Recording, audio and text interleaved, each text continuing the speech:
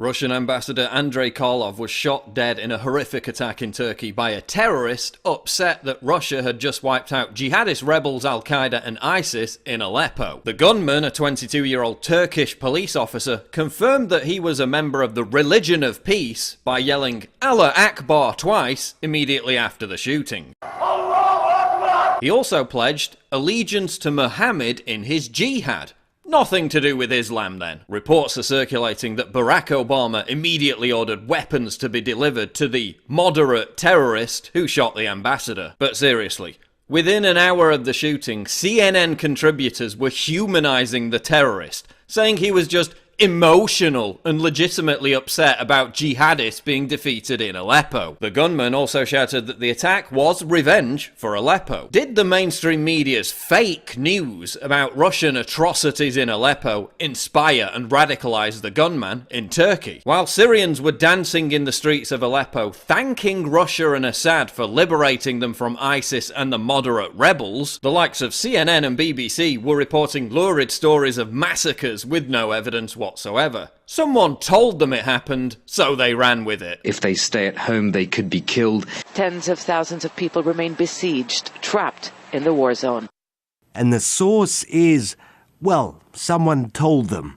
That's it. Very little of what you see in the Western media about Aleppo is verified. After all, they've got no one on the ground. What they do have are exaggerated headlines. Jihadist supporters posing as independent bloggers were posting death scenes from music videos and claiming they were from Aleppo. This picture, for example, was taken from a music video and sold as an image of what's happening in Aleppo. Did the mainstream media's obsessive Russophobia in the aftermath of more baseless claims about Russia hacking the election emboldened the terrorist? Over the last week, we've seen Islamists protesting in London for the same cause as the Turkish gunman, waving Taliban flags as they chant Allah Akbar. Worrying numbers of migrants now pouring into Europe are also openly sympathetic towards ISIS. The Obama administration has legitimized this kind of terror for the past 5 years, arming and funding rebel jihadists in Libya and Syria. The media is going to claim that this terrorist has nothing to do with Turkey, despite the fact that pro-government Turkish media mouthpieces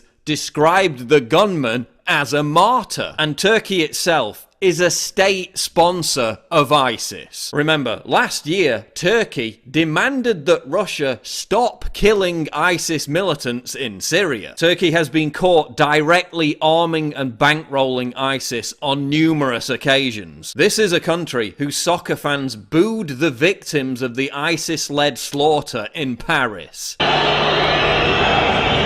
Turkey buys and sells ISIS oil. They allow ISIS oil trucks to pass back and forth between Turkey and Syria. Their president is an Islamist tyrant. Turkey supports ISIS because they share the same goal of a new Islamist empire in the Middle East. When are we going to stop aligning with Islamist countries that export Sunni Wahhabi terrorism?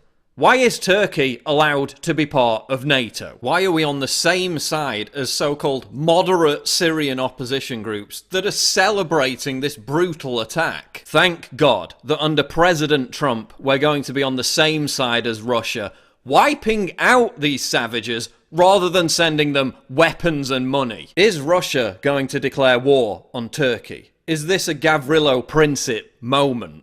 Well, Turkey shot down a Russian plane, and that didn't result in conflict. But Russia is still bad. Russia is carrying out war crimes. Russia is evil for killing ISIS terrorists and liberating the Syrian people. That is still the narrative, and will be so long as the media and the political establishment is beholden to alliances with jihadists and terror-sponsoring states such as Saudi Arabia and Turkey.